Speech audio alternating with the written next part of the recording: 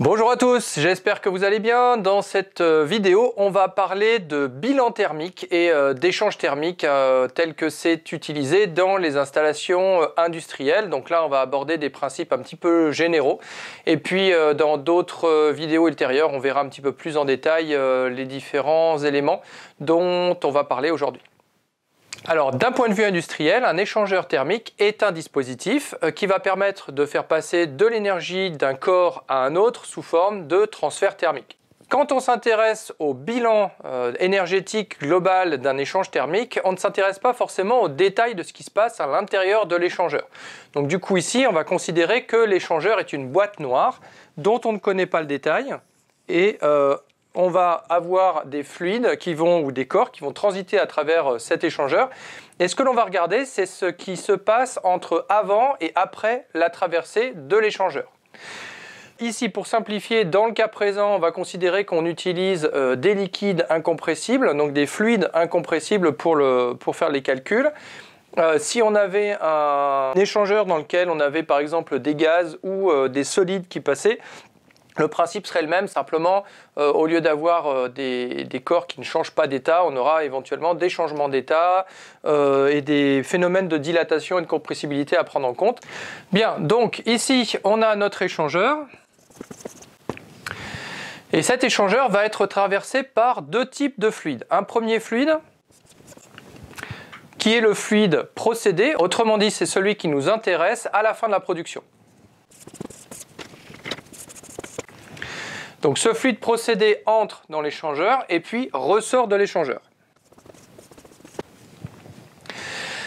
Et dans le même dispositif, on va avoir une circulation d'un second fluide qui est un fluide utilitaire puisqu'on va simplement l'utiliser pour ses propriétés et pas pour l'incorporer au fluide procédé.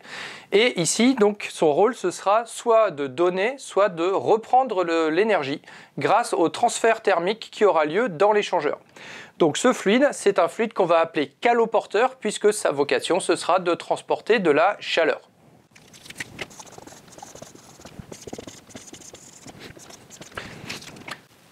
Alors ici, on va s'intéresser au fonctionnement de l'échangeur thermique en régime stationnaire, c'est-à-dire qu'on ne va pas avoir d'accumulation d'énergie ou de matière dans l'échangeur. Autrement dit, tout ce qui rentre pendant un laps de temps donné, eh bien, ressort également de l'échangeur pendant ce même laps de temps. Ce qui veut dire qu'on va avoir un débit massique de fluide caloporteur entrant dans l'échangeur. Donc on va noter ici DC pour débit de fluide caloporteur. Et c'est le même débit massique de fluide caloporteur qu'on va avoir en sortie. Okay. Donc DC, ici on a dit que c'était un débit massique. Bien, alors de la même façon, on va avoir un débit massique de fluide procédé, toujours pour les mêmes raisons, pas d'accumulation puisqu'on est en régime stationnaire, on va avoir un débit massique entrant de fluide procédé qui sera le même que le débit sortant. Donc on va le noter ici dP pour procédé. Alors, une fois que l'on a ces deux différentes grandeurs, ensuite, on va ici avoir un paramètre qui va évidemment être un paramètre clé dans l'étude de ce qui se passe dans l'échangeur, qui est la température des fluides, puisque le but du jeu, c'est d'avoir des températures qui changent à la traversée de l'échangeur. Donc, on va avoir d'une part une température d'entrée du fluide procédé. Donc, je vais la noter TPE pour température du fluide procédé en entrée. Et de manière symétrique, je vais écrire donc TPS pour température du fluide procédé en sortie, la température du fluide procédé en sortie. Donc TPS. Ok. Alors bien sûr, il nous faut également caractériser la température du fluide caloporteur en entrée et en sortie. Je vais conserver les mêmes notations et donc noter respectivement donc TCE et TCS, les deux températures d'entrée et de sortie du fluide caloporteur. Alors une fois qu'on a posé ces différentes informations, il y a encore d'autres informations dont on va avoir besoin. En effet, nous, ce qui nous intéresse ici, c'est de caractériser l'énergie qui a été fournie dans l'échangeur par le fluide caloporteur ou capturé par le fluide caloporteur, d'une part, et deuxièmement, la quantité d'énergie qui a été capturée ou donnée par le fluide procédé. Et il y a un paramètre qui permet de lier la fluctuation de température d'un matériau à la quantité d'énergie qui a été captée ou donnée par ce matériau en fonction de sa température, c'est la capacité thermique. Alors ici, comme on travaille sur des quantités massiques, on va utiliser la capacité thermique massique des différents fluides qui sont impliqués dans l'échange thermique. Donc on aura d'une part la capacité thermique massique du fluide caloporteur, donc à ce moment-là je vais la noter CC, donc capacité thermique massique.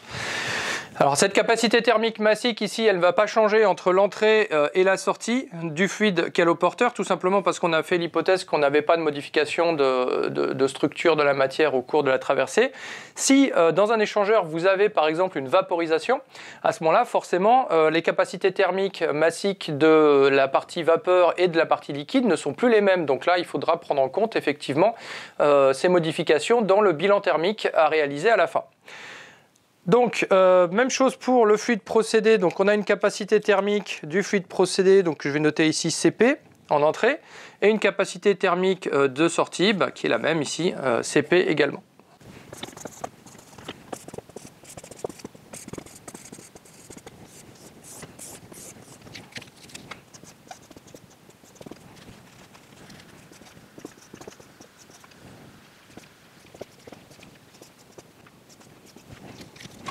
Alors l'étape suivante, c'est d'utiliser toutes ces informations qu'on a ici pour essayer de caractériser l'échange thermique qui a eu lieu dans l'échangeur thermique. Alors pour cela, ce qu'on va faire dans un premier temps, c'est que l'on va décrire ce qui se passe pendant un court laps de temps.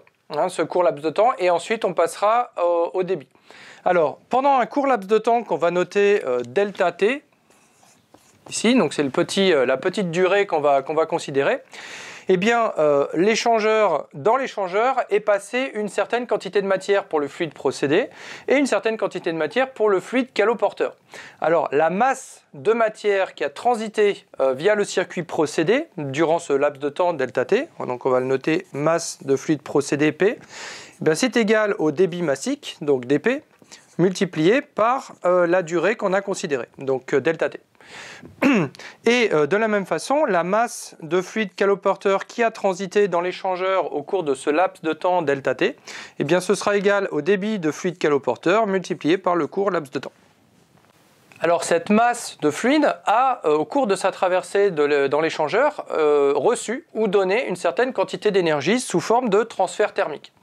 Donc je vous rappelle que pour déterminer la quantité d'énergie qui a été gagnée ou perdue par une masse de matière quelconque quand sa température varie, est liée à la variation de température par Q, donc quantité d'énergie. Donc ici on va noter QP pour le procédé, le liquide procédé, est égal à la masse considérée, donc MP, multiplié par la capacité thermique massique ici, CP, multiplié par la différence de température entre l'avant et l'après pour ce corps.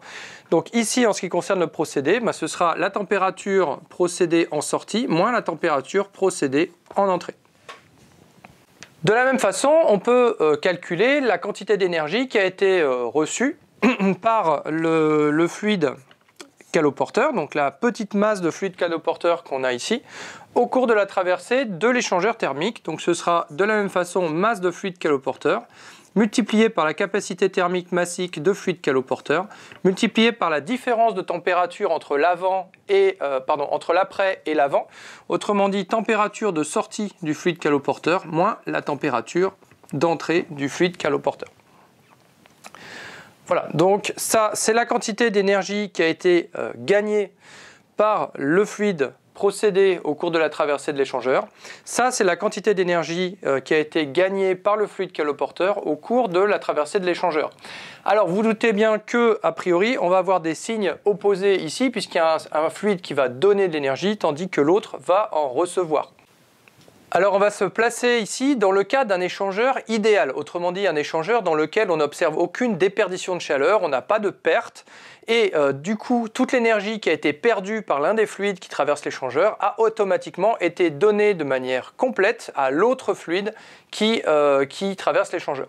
Ce qui veut dire que si on fait un bilan thermique, autrement dit un bilan des échanges thermiques au sein de l'échangeur, on va se retrouver avec la somme de ce qui a été gagné par le fluide procédé plus ce qui a été gagné par le fluide caloporteur, qui est nécessairement égal à 0, puisque les échanges thermiques ne concernent ici que l'intérieur de l'échangeur.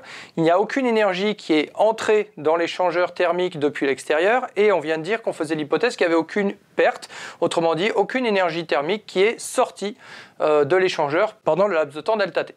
Alors à partir de là, on peut simplement remplacer dans cette expression les deux expressions de QP et de QC qu'on a calculées juste avant.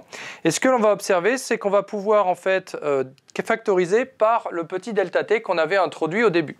Ce qui nous donne, donc si je remplace ici, ça va me donner que la masse de fluide procédé fois la capacité thermique de fluide procédé fois la différence de température du fluide procédé entre la sortie et l'entrée, plus la masse de fluide caloporteur fois la capacité thermique de fluide caloporteur multipliée par la différence de température entre la sortie et l'entrée pour le fluide caloporteur est égal à 0.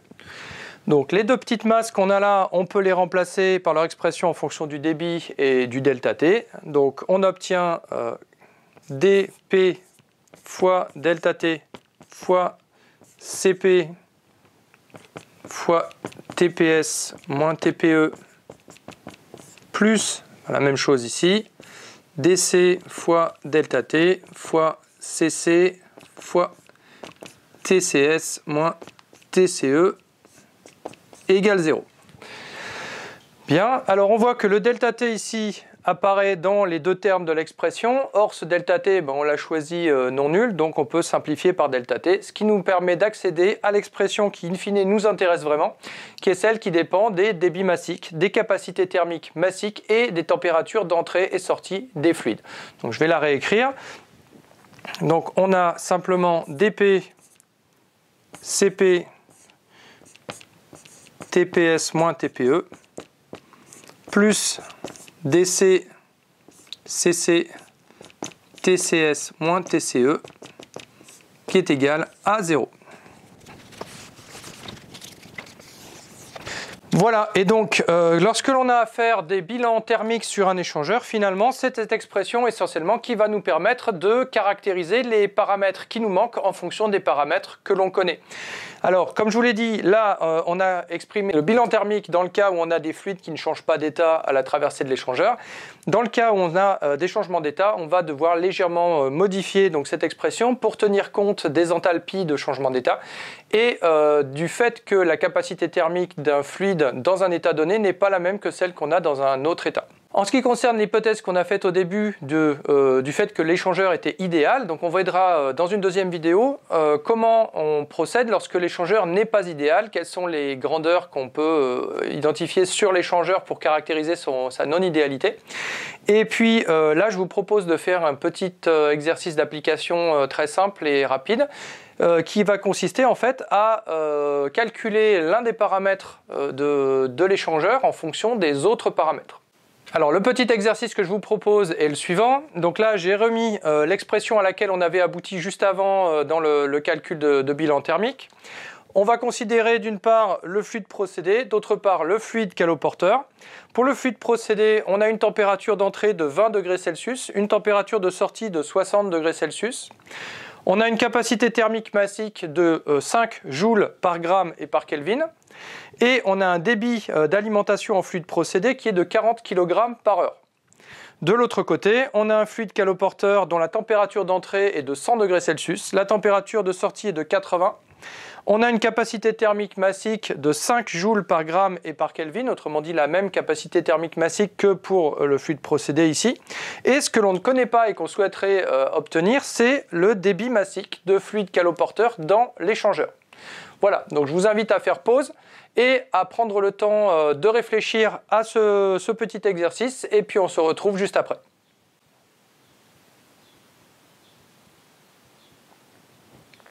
C'est bon, vous avez trouvé la réponse? Alors ici, c'est un cas un petit peu simple que je vous ai choisi, je l'ai fait un petit peu exprès et ça va nous permettre d'illustrer un certain nombre de choses sur le calcul à réaliser. Donc, je vais d'abord effacer les données et puis on les remettra par la suite. Donc, dans l'expression qu'on a ici en haut du tableau, la grandeur qui nous intéresse, celle que l'on ne connaît pas, c'est le débit de fluide caloporteur. Donc, c'est cette grandeur-là que l'on cherche et qu'on va chercher à isoler dans l'expression. Alors pour l'isoler, bon, c'est pas très compliqué, vous passez ce terme-là de l'autre côté du égal, et puis vous divisez ensuite par le terme ici multiplicatif, ce qui vous permet d'aboutir de manière assez rapide à l'expression du débit de fluide caloporteur, qui sera égal ici à donc dP, Cp, TPS moins TPE, autrement dit ce terme-là, divisé par moins Cc facteur de TCS moins TCE. Donc ça, je vous ai dit, je l'obtiens en mettant ce terme-là de l'autre côté du égal, donc on a le signe moins qui apparaît, et ensuite je divise l'ensemble par ce terme-là, qui est le multiplicateur du terme DC. Alors ce que l'on va faire, c'est qu'on va réécrire cette expression de manière légèrement différente. Ici, on va écrire DC égale dP, vous voyez, je sors le dP, on va garder le signe moins par contre ici, multiplié par Cp sur Cc, multiplié par dps moins dPe sur TCS moins TCE. Ok, et on va aller un petit cran plus loin, c'est qu'on va intégrer le signe moins dans une des expressions de température ici, et en l'occurrence, je vais l'intégrer sur le fluide caloporteur. Ce qui veut dire que je retire le signe moins ici, puisque je vais multiplier par moins 1, et que là, je vais avoir du coup la température TCE moins la température TCS. Alors, vous vous demandez peut-être pourquoi j'ai pris le temps de réécrire l'expression sous cette forme alors qu'on a toutes les valeurs numériques et donc on aurait très bien pu faire le calcul de manière directe à partir de l'expression du dessus. Eh bien, c'est pour vous montrer un certain nombre de choses. La première, c'est que ici, vous voyez que vous avez DC égale dP multiplié par quelque chose. Ce qui veut dire que le débit de fluide caloporteur est proportionnel au débit de fluide procédé. Ça, ce sera toujours le cas dans l'échangeur. Ici, donc on a une proportionnalité entre les deux débits. Ensuite, ici, on n'a plus de débit qui apparaît. On a d'autres termes, température et capacité thermique. Donc on a un second terme ici qui est le rapport des capacités thermiques massiques des deux fluides. Et enfin, on a un rapport de différence de température entre l'entrée et la sortie pour le fluide procédé et pour le fluide caloporteur. Alors ici, si on regarde un petit peu ce qui se passe, eh bien à chaque fois on a divisé une grandeur donnée par une grandeur, je dirais, de même signification et notamment de même unité. Ça veut dire que ce terme-là n'a pas d'unité, puisqu'on divise l'unité de température par une unité de température. Première chose. Deuxième chose, ce terme-là n'a pas non plus d'unité, puisqu'on divise une capacité thermique massique par une autre capacité thermique massique. Et donc ce terme est juste un nombre par lequel on va multiplier le débit de fluide procédé qui traverse l'échangeur. Ça veut dire que ici, c'est pareil, on n'a pas à se préoccuper de l'unité qu'on utilise pour le débit de fluide procédé, puisqu'en fait, tout ce que nous dit cette expression, c'est que quand on va faire le calcul, eh bien l'unité qu'on aura pour le débit de fluide caloporteur, ce sera juste la même que celle qu'on a pour le débit de fluide procédé. De la même façon, ici, on n'a pas vraiment à se soucier de l'unité dans laquelle est exprimée la capacité thermique massique, puisque en fait, on divise une capacité thermique massique d'un fluide par celle de l'autre. Et du coup, la seule chose qui est importante finalement, c'est que les deux capacités thermiques soient exprimées dans la même unité. Alors, il se trouve que dans le cas qu'on a choisi ici, on avait la même capacité thermique massique pour les deux fluides. Donc, Cp et Cc sont égales, ce qui veut dire que ce terme-là, ici, est égal à 1. Tout simplement, donc il ne joue pas de rôle dans l'expression qu'on va obtenir à la fin. Enfin, les deux différences de température qu'on a là, si on regarde TPS moins TPE, donc c'est la température du fluide procédé en sortie moins en entrée. Autrement dit, ça correspond à la variation de température, donc la hausse de température ici. Et ce que l'on a en dessous, donc le TCE moins TCS, c'est la température d'entrée du fluide caloporteur, je vous rappelle qu'il est chaud, moins la température de sortie du fluide caloporteur qui est refroidi. Autrement dit, ce TCE moins TCS correspond à la baisse de température du fluide caloporteur. Voilà, alors l'avantage de cette expression, enfin un des avantages de cette expression, c'est que ça permet très rapidement d'avoir des résultats dans des cas qui sont relativement simples. Par exemple, si on a le même débit d'entrée pour le fluide caloporteur et pour le fluide de procédé et qu'on a les mêmes capacités calorifiques, eh bien il suffira de regarder les variations de température, une variation de température pour avoir tout de suite l'autre variation de température. Alors nous, dans le cas présent, c'est le débit de fluide caloporteur qui nous intéresse. Donc là, on a pour le fluide procédé une variation de température de 40 degrés Celsius, puisqu'on passe de 20 degrés Celsius à 60 degrés Celsius, donc ça nous fait un delta de température de plus 40 degrés Celsius, autrement dit de plus 40 Kelvin, puisque l'unité est identique. Et ensuite, pour le fluide caloporteur, on passe de 100 degrés Celsius à 80 degrés Celsius. Autrement dit, on a une baisse de température de 20 degrés Celsius, autrement dit de 20 Kelvin. Et donc tout de suite, eh bien, on a la réponse à la question qu'on se posait tout à l'heure, à savoir qu'on a une différence de température pour le fluide procédé qui est 2 fois plus importante que pour le fluide caloporteur. Donc ce terme-là vaut 2, autrement dit le débit de fluide caloporteur est égal au débit de fluide procédé multiplié par 2. Autrement dit, le débit de fluide caloporteur est égal au double du débit de fluide procédé. Ici, tout à l'heure, on avait un débit de fluide procédé qui était de 40 kg par heure. Donc ici, on va avoir un débit de fluide caloporteur qui va être de 80 kg par heure. Voilà pour le petit exercice.